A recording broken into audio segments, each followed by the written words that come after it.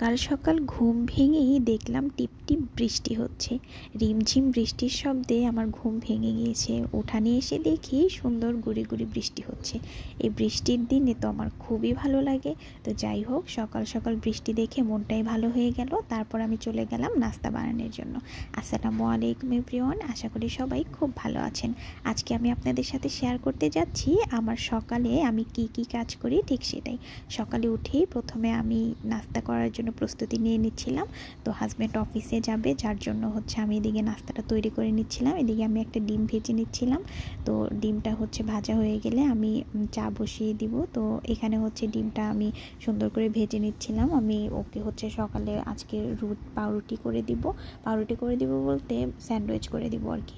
তো যাই হোক, ডিম ভাজা হয়ে গেলে আমি এদিকে চার পানিটা দিয়ে দিয়েছি, সাথে দিয়েছিলাম আদা। যেহেতু বৃষ্টি হচ্ছে, চা না হলে হয় না। আর বৃষ্টি কি আর গরম কি, চা তো হতেই হবে সকালে, মাস্ট। তো যাই হোক, আজকে একটু বেশি ভালো লাগবে চাটা খেতে, কারণ যেহেতু বৃষ্টি বৃষ্টি ছিল, ঠান্ডা ঠান্ডা একটা পরিবেশ। তো আমি এখানে চা করে নিচ্ছিলাম। আমি চায়ে খুবই অল্প পরিমাণে চিনি দিই, একদমই কম। আমি এখানে আজকে লেবু চা করে নিব। আমরা দুজনেই একটু চিনিটা কম খাওয়ার চেষ্টা করি। তো যাই হোক, এখানে আমি খুব অল্প পরিমাণ চিনি দিয়ে দিলাম, আর লেবুটা আমি সবার শেষে অ্যাড করব। সাথে আমি চায়ের মধ্যে আদা দিয়েছিলাম আর লবঙ্গ দিয়েছিলাম।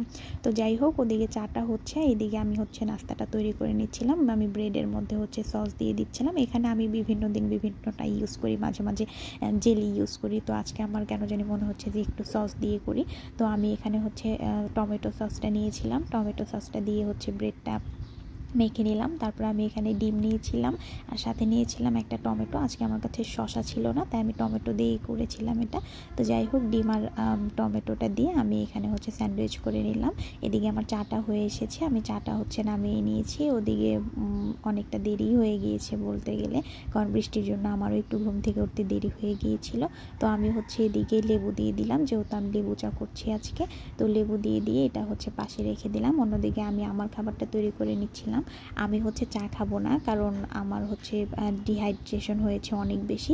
তো এদিকে আমি নিয়েছিলাম পানি আর ইসবগুলের ভুসি। আমার ডিহাইড্রেশনটা একটু কমানোর জন্য আমি ইসবগুলের ভুসি নিয়েছিলাম। আর এখানে আমি একটু চিনি ব্যবহার করিনি, কারণ আমার অনেক বেশি ওয়েট গেইন হয়ে যায়। তো আমি চিনিটাকে একটু অ্যাভয়েড করার চেষ্টা করছিলাম। তো আমি একদমই চিনি ছাড়া শুধু ইসবগুলের ভুসি নিয়েছিলাম, আর নিয়েছিলাম এক টুকরো লেবু। আমি শুধু লেবু খেতে পারি না, আমার অনেক বেশি অ্যাসিডিটি হয়ে যায়। তো যাই হোক, আমি এখানে অল্প পরিমাণে লেবু নিয়েছিলাম, আর শুধু ইসবগুলের ভুসি খেতেও ভালো লাগে না। তো যাই হোক, এই ছিল আমার সকালের রুটিন। তো এদিকে আমি বৃষ্টি দেখতে দেখতে লেবু পানিটা খাচ্ছিলাম, আর ওদিকে অফিস যাওয়ার জন্য আমার হাজব্যান্ডকেও তাড়া দিচ্ছিলাম। তো যাই হোক, এই সকালটা আমার কাছে অনেক অনেক বেশি সুন্দর, আর যেহেতু বৃষ্টি ছিল সেজন্য আরও বেশি সুন্দর হয়ে উঠেছিল।